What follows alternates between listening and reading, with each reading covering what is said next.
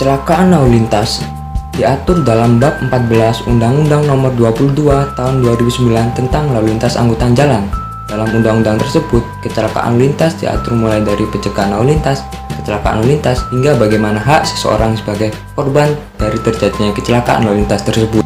Memasuki pada bagian pertama, pencegahan kecelakaan lalu lintas dilaksanakan melalui partisipasi para pemangku kepentingan, pemberdayaan masyarakat, dan penegakan hukum. Pencegahan kecelakaan lalu lintas juga dilaksanakan dalam program jangka pendek, jangka menengah, maupun jangka panjang. Selanjutnya, apabila terjadi suatu kecelakaan lalu lintas, apa yang harus dilakukan oleh petugas polisi? Petugas polisi wajib melakukan penanganan dengan cara mendatangi lokasi kejadian, menolong korban, melakukan olah TKP, mengatur jalannya arus lalu lintas pasca terjadi kecelakaan, mengamankan barang bukti, dan pada tahap terakhir yaitu melakukan penyidikan.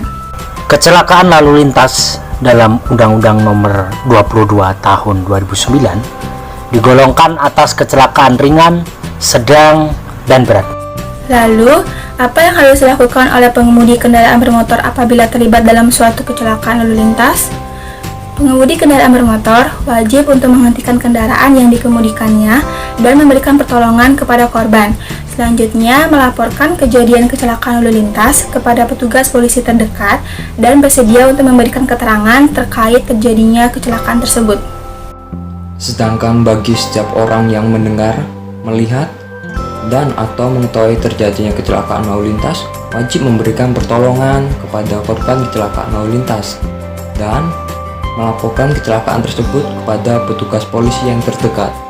Pengemudi, pemilik kendaraan bermotor, atau perusahaan angkutan umum bertanggung jawab atas kerugian yang diderita oleh penumpang atau pemilik kendaraan serta pihak ketiga atas kelalaian pengemudi, serta bertanggung jawab atas kerusakan jalan dan perlengkapan jalan atas kelalaian atau kesalahan pengemudi. Nah, tanggung jawab tersebut tidak berlaku jika disebabkan oleh perilaku korban itu sendiri, gerakan hewan, ataupun keadaan memaksa yang tidak dapat dielakkan. Berbeda halnya jika korban meninggal dunia akibat kecelakaan lalu lintas. Pengemudi, pemilik, dan atau perusahaan angkutan umum wajib memberikan bantuan kepada ahli waris korban. Bagi perusahaan angkutan umum, wajib mengikuti program asuransi kecelakaan sebagai wujud tanggung jawabnya atas jaminan asuransi bagi korban kecelakaan. Selain pengemudi, pemilik, dan perusahaan angkutan umum, pemerintah juga memiliki kewajiban dan tanggung jawab dalam memperbaiki pengaturan sarana dan prasarana lalu lintas yang menjadi penyebab kecelakaan. Dan yang terakhir, korban berhak mendapatkan pertolongan dan perawatan dari pihak yang bertanggung jawab atas kejadian kecelakaan lalu lintas dan pemerintah. Ganti kerugian dari pihak yang bertanggung jawab atas kejadian kecelakaan lalu lintas dan santunan dari pihak perusahaan asuransi.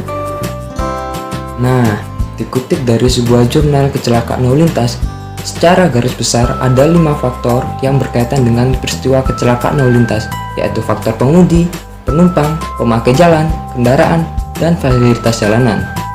Dari hasil tersebut ditemukan kontribusi masing-masing faktor, yaitu faktor manusia atau pengemudi 75%, faktor kendaraan 5%, faktor kondisi jalan 5%, faktor lingkungan 1%, dan faktor lainnya.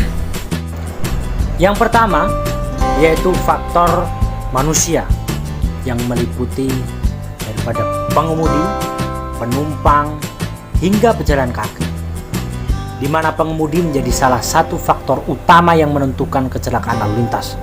Faktor pengemudi ditemukan memberikan kontribusi 75 hingga 80% terhadap kecelakaan lalu lintas itu sendiri.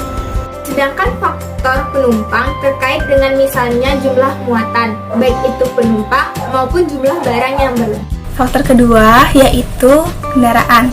Di antara semua jenis kendaraan, kecelakaan lalu lintas paling sering terjadi pada kendaraan sepeda motor. Hal tersebut dikarenakan sepeda motor tidak memiliki dimensi ruang seperti mobil, serta sepeda motor tidak dilengkapi oleh fasilitas pengamanan untuk meminimalisir resiko kecelakaan. Faktor selanjutnya yaitu jalan.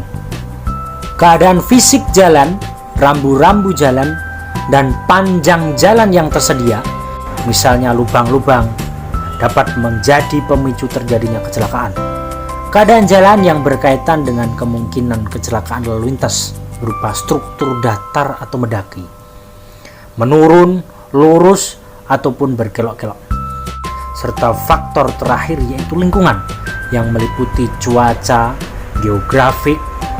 Dapat diduga bahwa dengan adanya kabut, hujan deras, sehingga jalan menjadi licin, akan membawa resiko kecelakaan lalu lintas.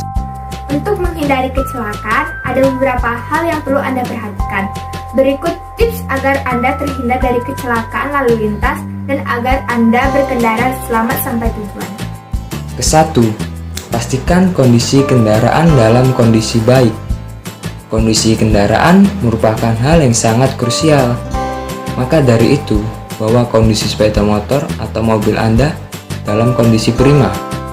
Cek oli mobil, mesin, lalu cek juga tekanan angin pada ban mobil atau motor. Yang kedua, pastikan bahwa Anda mudah terlihat oleh pengendara lain. Tujuannya adalah untuk menghindari orang lain yang lalai dan dapat membahayakan Anda dalam perjalanan. 3. Gunakan alat pelindung diri yang lengkap. Alat pelindung diri yang lengkap pada kendaraan sepeda motor dimulai dari helm standar SNI, jaket, dan juga celana panjang. Sedangkan pada mobil, kalian harus menggunakan seat belt dan pastikan kondisi airbag dapat berfungsi dengan baik. Pastikan Anda sudah menggunakan alat pelindung diri yang lengkap dan sesuai dengan aturan. Jangan lupa pakai masker ya. 4. Pastikan Anda dalam kondisi sehat dan prima. Kondisi kesehatan juga sangat penting untuk keselamatan dari kecelakaan lalu lintas. Pastikan Anda dalam kondisi sehat, bugar, tidak dalam pengaruh obat ataupun alkohol. Yang kelima, jaga jarak dengan pengendara lain. Perhatikan jarak kendaraan Anda dengan pengendara lain. Pastikan bahwa jarak kendaraan tidak terlalu dekat untuk menghindari dari hal yang tidak diinginkan. Yang keenam, jika kurang sehat, hindari mengemudi di malam hari. 7. Selalu taati aturan berkendara. Dalam mengendarai kendaraan bermotor, tentu ada banyak sekali peraturan-peraturan yang harus Anda taati. Saat Anda memperoleh SIM, maka seharusnya Anda sudah diuji dan dihadapkan dengan segudang peraturan-peraturan serta tata cara berkendara yang benar. 8. Antisipasi kejadian yang tidak diinginkan dengan asuransi. Untuk mengantisipasi kejadian yang tidak diinginkan, maka asuransi menjadi teman terbaik. Terima kasih sudah menonton video pembelajaran dari kelompok kami mengenai kecelakaan lalu lintas. Semoga apa yang kami sampaikan dalam video tersebut berguna dan bermanfaat sebagai bahan edukasi. Kurang lebihnya saya mohon maaf dan saya ucapkan terima kasih.